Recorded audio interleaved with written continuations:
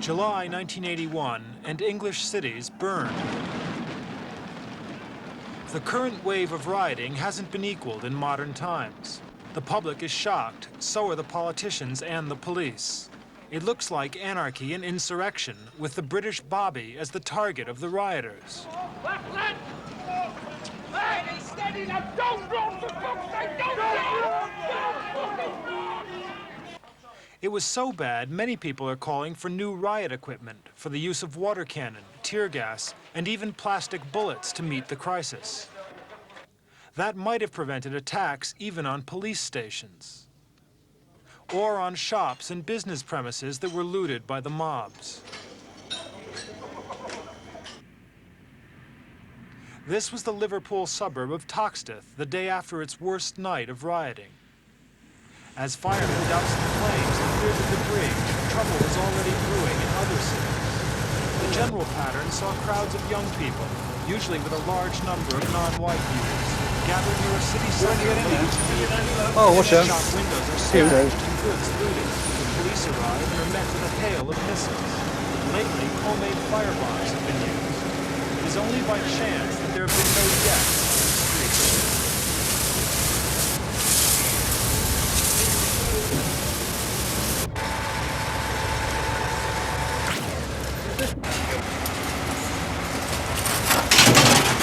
Many incidents have been dismissed as copycat riots. Young hooligans have seen television reports of the disorders and have gone out deliberately to cause similar trouble and bait the police. The older generation, almost without exception, has proved with thousands of arrests and the speedy processing of offenders through the courts. Prison sentences and heavy fines reflect a widespread public revulsion towards rioters. Many shopkeepers have had their livelihoods ruined, and they, of course, are angriest of all. From last night, mister. And I'm an ex-soldier. I was right through the war. I was in a prison camp. I'm an escaped prisoner of war.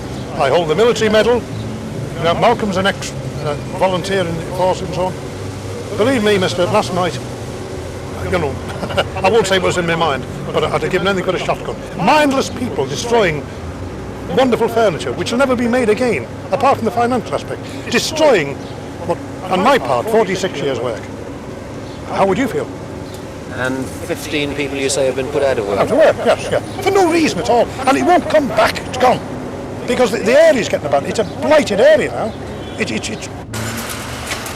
has it all happened? Extremists on the right say Britain's large immigrant community causes social unrest. The left claims the conservative government was sapping public spending cuts and high unemployment. Sociologists say the decay of inner cities is acorns, while others point to a general decline in moral standards. A closer look at Liverpool and the Toxteth riots could provide an answer. Liverpool flourished as a port city last century, expanding with the Industrial Revolution and growing rich on trading as the British Empire grew. Today, most of the docks and shipyards lie deserted. History has passed them by. In the suburbs, the factory sites are like ghost towns. The industrial recession that has descended on Britain in the last decade has hit hardest in areas like Merseyside. Here, unemployment is 25%, twice the national average. It's 40% among young people, and estimated at a shocking 60% among black youth.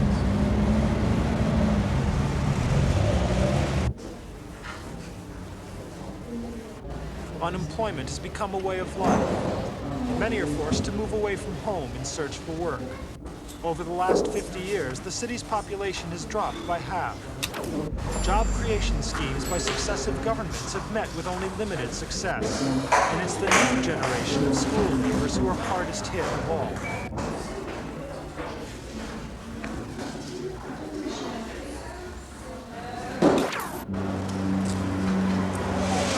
These pictures were taken before the recent rioting and arson left behind a trail of destruction. It's an area almost completely deprived of social amenities, and it offers nothing to its inhabitants, many of them young blacks. No opportunities at all, you know, no opportunities whatsoever. Like I went abroad last year for about a month, you know, to Germany, because like the situation is so bad, the money, and plus opportunities. And plus the area, like from the time you go for an interview or something, and the interviewer actually you're addressing your time in Liverpool late, like you don't really want to know, you know what I mean, because of the area is so run down. Like. It's got a bad reputation. It's got a bad reputation in the area. Blacklisted area, yeah. You don't want to know you from. Instead of jobs, there are opportunities and social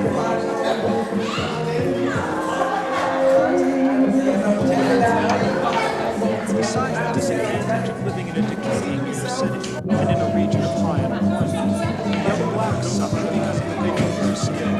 The statistics show they are at a disadvantage in the job market, yet many are second or third generation immigrants with thick local accents.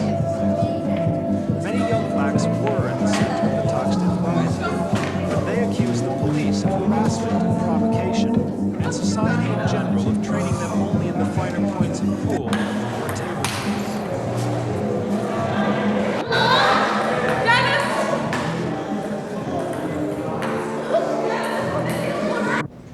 This is Heathrow Airport in London. Every day sees the arrival of several dozen new immigrants, generally dependent relatives of people already settled in Britain. Immigration is already strictly limited, but the proposed new nationality bill will impose even tighter control. People such as East African Asians, or people in colonies such as Gibraltar or Hong Kong, will only qualify for two lesser categories of British passport: British overseas citizenship or citizenship of British dependent territories. These do not give the right to settle in Britain.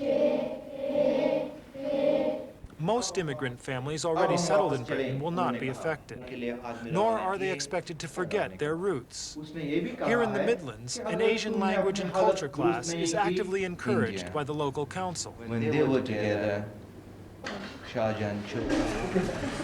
The curriculum in state schools is the same for all. Youngsters of different backgrounds soon become assimilated, although a recent contentious report says some teachers are guilty of overt racism. The suggestion is that they subconsciously expect less from black pupils, and the pupils respond less in return. That's more like it. There's no denying that overt racism does exist in many quarters. A massive police force turned out in the London suburb of Lewisham last year when the right-wing National Front organized a march in Berlin. I'll show you. Because the area has a large immigrant population, the police were on hand to prevent the expected clashes with counter-demonstrators. Lewisham Council and also the Inner London Education Authority have, over the last 2 or 3 years, systematically refused National Front candidates nominated in local government and parliamentary elections the right to hold, under the terms of the Representation of the People's Act, election meetings. Meetings like this have been banned on the grounds that the National Front calls for the repatriation of immigrants, and even of their children born here, and immigrant groups inevitably see this as racist and provocative. In the last couple of years, the National Front has lost most of the electoral support it ever had, and its public image has suffered badly. This is mainly because it has attracted a white hooligan element, skinheads, who shave their skulls and who resort to Nazi chanting and racist insults.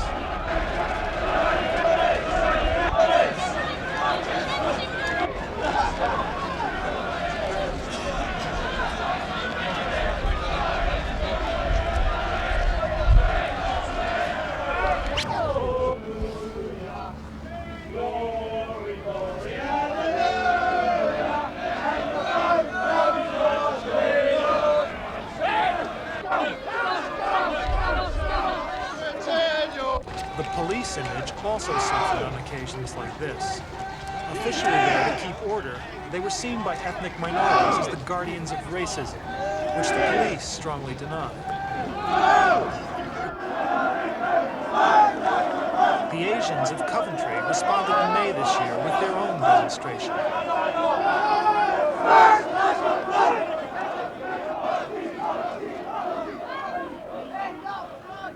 There has been a series of physical attacks on their community by right-wing fanatics, and even killings. In one of the latest incidents, an Asian mother and her children died in a fire after gasoline was squirted through their letterbox and then ignited. Those responsible are seldom caught, which makes the immigrant families feel even more vulnerable and isolated.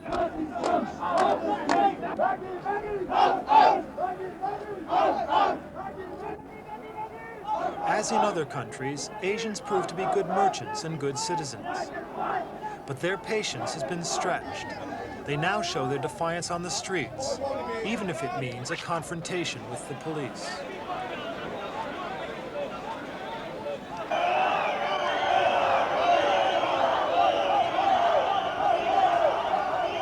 The immigrant communities have always expected British fair play.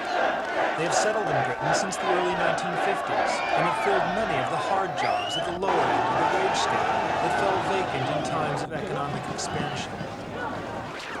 Now the immigrants are suffering from the rise in unemployment, and racist attacks mean insult is being added to injury. Although the non-white population of Britain numbers 2 million out of some 57 million, they still have no public figure in government, or even parliament, who can champion their cause. That's another reason why they feel they have to take to the streets.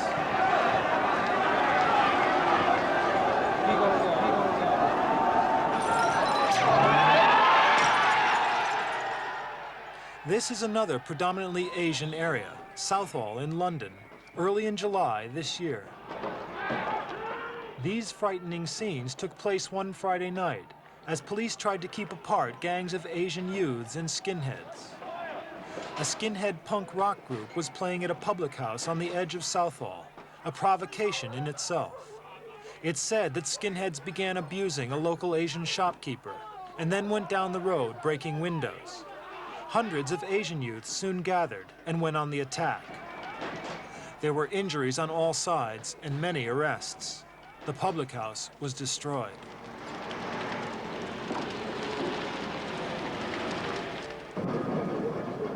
The Asian youths had at last been provoked into a violent response, and amid the damage, even their elders were unrepentant the next day. How many times we have been attacked by skinheads? How many have been arrested by the police? How many are there? How many Asians has been arrested when they're making small trouble? And how many has been arrested So let me tell you, if anybody attack you, police will caught the man within 24 hours. But anybody, if he's attacked any Asian, even 6 months, they can't afford to arrest that man. Another part of London, and a more optimistic view of multiracial Britain. It's last year's Notting Hill Street Carnival, the big day for the West Indian community and its Caribbean music.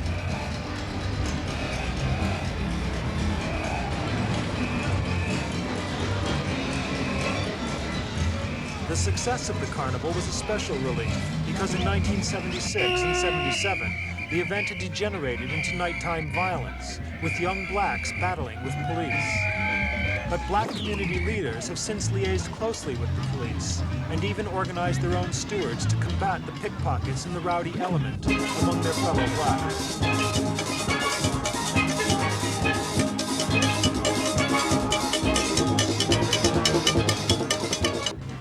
In recent years, the police have adopted a low profile here, and the West Indian youths have behaved with restraint. That's a real achievement because in other areas, relations between police and West Indians have deteriorated badly.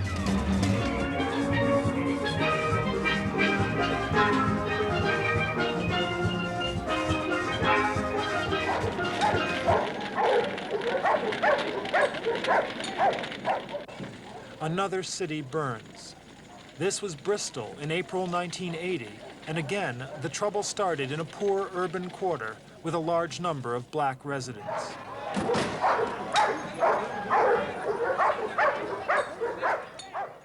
Black youths took to the streets of St. Paul's district after a raid by police on a cafe used by young blacks. The raid was carried out by a large body of police who said they were looking for drug dealers. But the blacks fought back and forced the police to retreat. Local white youths also joined in an orgy of shop breaking and stone throwing. Hours elapsed before police reinforcements had arrived to start an organized counter-offensive, and they still lacked proper riot equipment. Just back me up. Just back me up.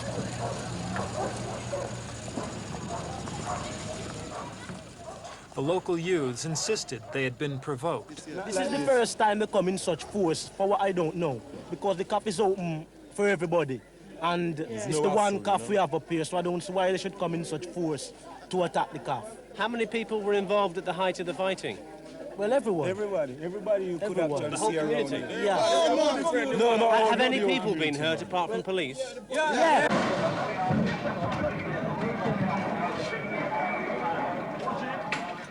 There were more charges of police provocation earlier this year when trouble erupted in Brixton, a West Indian district of South London. And again, police were sent in poorly equipped.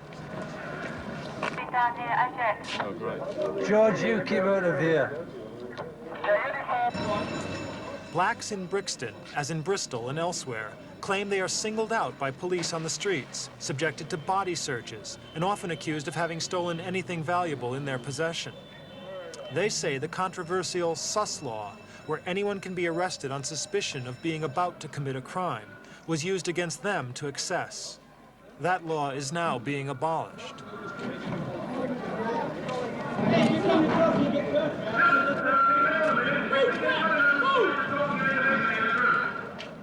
This time, the trouble started when police detained an injured black youth. As the violence escalated, moderate blacks appealed in vain for the police to pull back from the streets. If something is not done at the present time, it's going to be a highly explosive situation. And the only way to defuse this situation is by decreasing the presence of the police within the area at the present time, because they see the police as their target. They want police withdrawn, see, and I'm not prepared to do that. Why not? Isn't it? I mean, is that not a reasonable? Well, no, because I think if we withdraw, then we shall allow them to do as they wish. There's looting going on already, and I'm not prepared to extend that looting. The Brixton troubles lasted 3 days and nights, and have since broken out again. Here, in other incidents, mistrust between the police and the black community is clearly one of the root causes of clashes. Poor and crowded housing conditions are other factors, as is a high unemployment rate. Right-wing extremists have provoked other riots, while left-wing agitators have also been accused of inciting.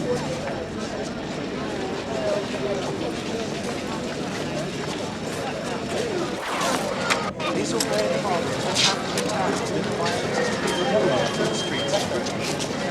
Perhaps most importantly, the non-white communities must not be made to feel they are victimized or rated as second-class citizens.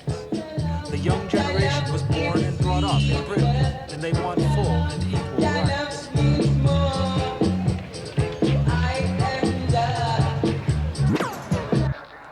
If these problems are not solved, then more English cities will burn. Police in Toxteth use CS gas against the public for the first time ever in England. Water cannon will also be available in future, and some people have called for the use of plastic bullets, or even sending the army in to clear the streets. The hooligans and the copycat rioters, aping what they see on the television screens, may be deterred by such a show of force. But Britain's chronic social and economic ills will have to be cured at source before real peace returns to the streets.